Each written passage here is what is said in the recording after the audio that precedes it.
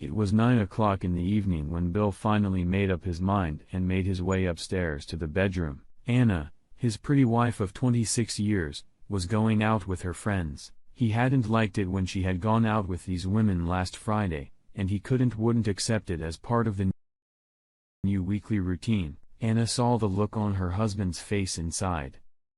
"You're not going to bitch about it, are you?" He nodded at the tiny dress spread out on the bed and the sexy blue lingerie she was wearing. She looked stunning in them. "I've never seen that before," Bill said. She looked a little uncomfortable. "Well, of course, you haven't. I only bought them this week." He walked to the bathroom with a thoughtful expression on his face and quickly returned with her laundry thrown in the wash. "So this is normal for your husband?" He pointed to the very plain cotton bra and panties in his hand. "But are you glad you bought these?" He nodded at the tiny blue bra and matching lace panties.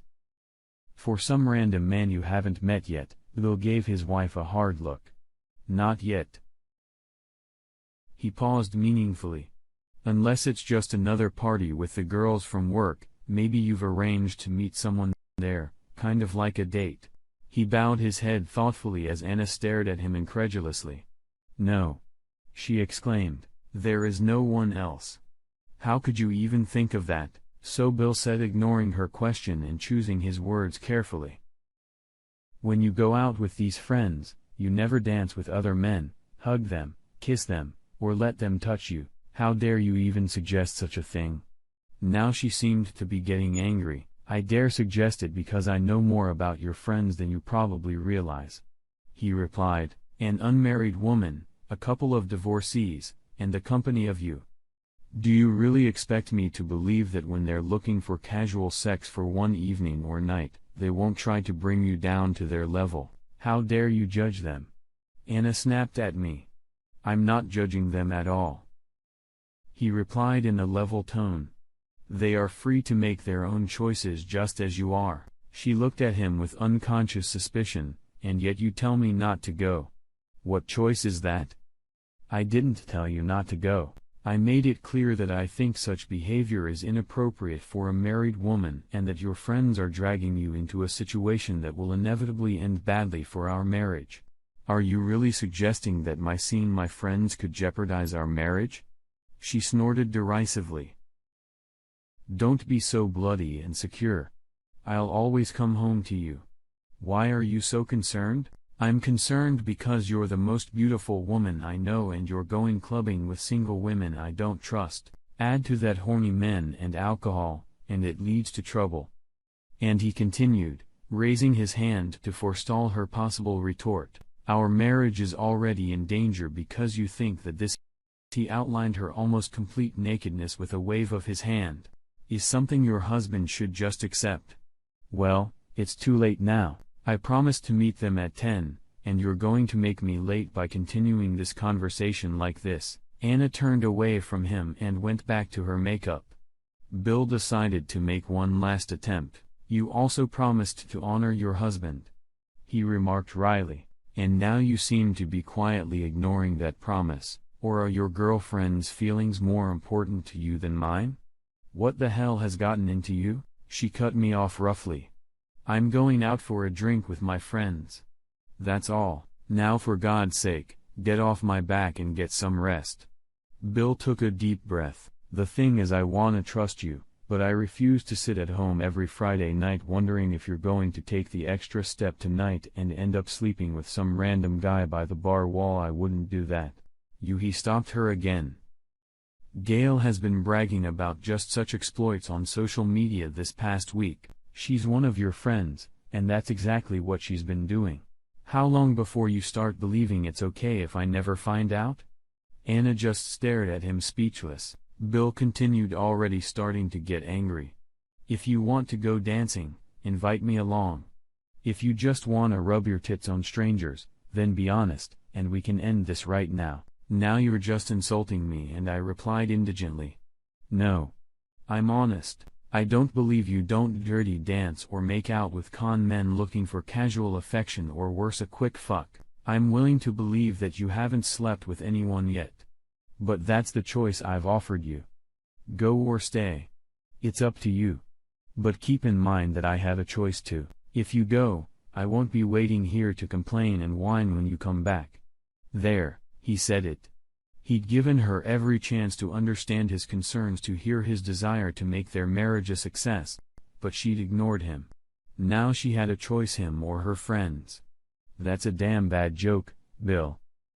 She was as angry as he'd never seen her in the 4 years they'd been a couple.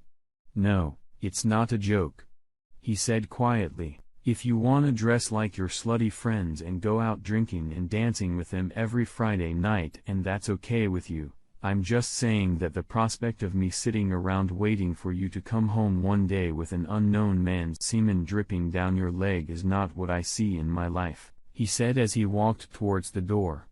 I've got things to do. I'll be downstairs when you decide. She sat silently in front of the mirror, brooding. She hadn't had sex with others, well, not really. But there had indeed been temptation last week, and she'd given the guy relief with a hand job, but that was it. And she loved the way men looked at her on the dance floor. It made her feel more desirable. Bill was always complimenting her on the way she looked, but she felt he had to do that because he was her husband. The guys at the club, they wanted to eat her up. Bill was sitting at his laptop filling out an online form. At 9:45, Anna came downstairs. He looked at her. Had she stayed or had she gone? She was in high heels, showing off long slender legs disappearing into a short, tight, blue dress. He hadn't said anything. Was she going to take him up on his offer to let her husband take her to the dance, or was she going out with her slutty girlfriends? She still looked a little indecisive. And after an agonizing pause for both of them, she spoke. I can't be late. We can talk about it tomorrow. Bill shook his head slowly and went back to his computer, ignoring his wife. She took a step toward the exit. Unsure if her husband was bluffing, he didn't even hear the front door close as she left. He finished filling out the form and sent it off, attaching the link to the email and hitting send. Bill went upstairs and threw his clothes into a couple suitcases. On Monday, he would tell his boss that he would accept the job he had been offered in Dubai. He hailed a cab, and while he waited, he sent a message to his wife's family.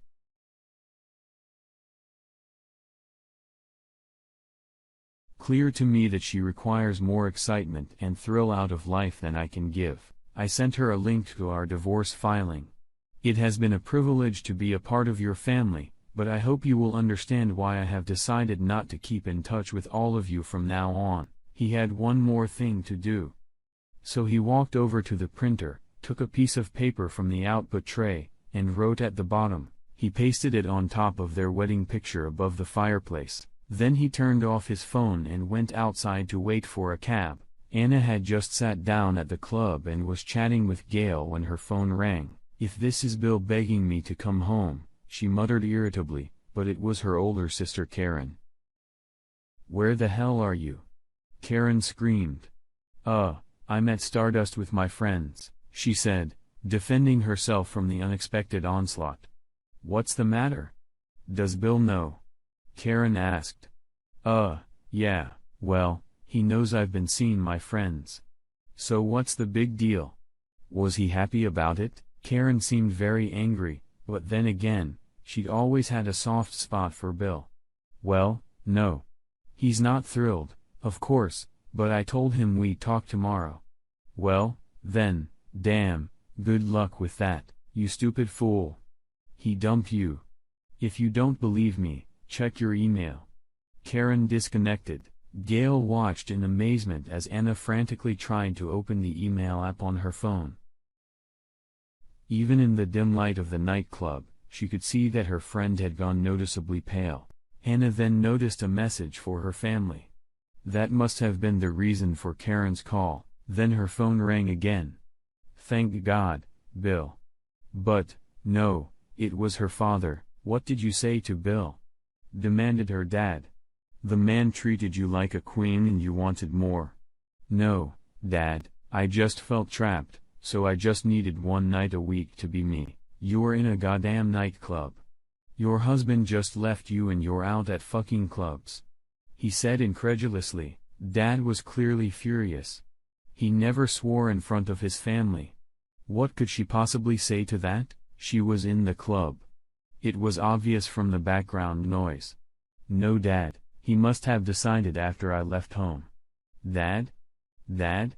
He hung up the phone. Anna grabbed her bag and phone and quickly left, completely ignoring Gail and not noticing her other two friends as she passed them on the street. She found a cab and was home in 15 minutes. She tried to call her husband on the way out, but his phone had switched to voicemail. The house was quiet and abandoned. Anna kicked off her shoes and ran upstairs. Most of his clothes, his shaving kit were gone. She came back downstairs, his phone, his laptop, his wallet, all gone. And I rushed upstairs again. His passport was gone too. He had warned her. There was no ambiguity. There was no room for misinterpretation. If she left, she would return to an empty house.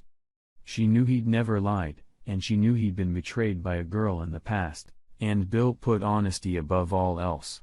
He did exactly as he said he would. Anna went downstairs again at a complete loss. An hour ago, she had been married. Now she was separated. In less than a year, she would be divorced to go out to the dance. Then she saw the picture above the fireplace.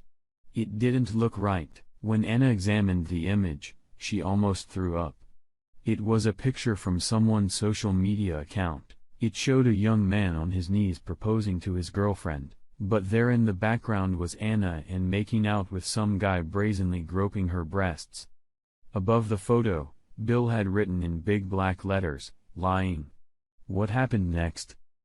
Bill went abroad, and Anna was given the freedom she dreamed of. Everything that came after that, Anna's abortion 6 months later, Bill eventually marrying that sweet and charming Australian woman he met surfing in Dubai are separate stories that may or may not be told. But their story, the story of Bill and Anna, ended there.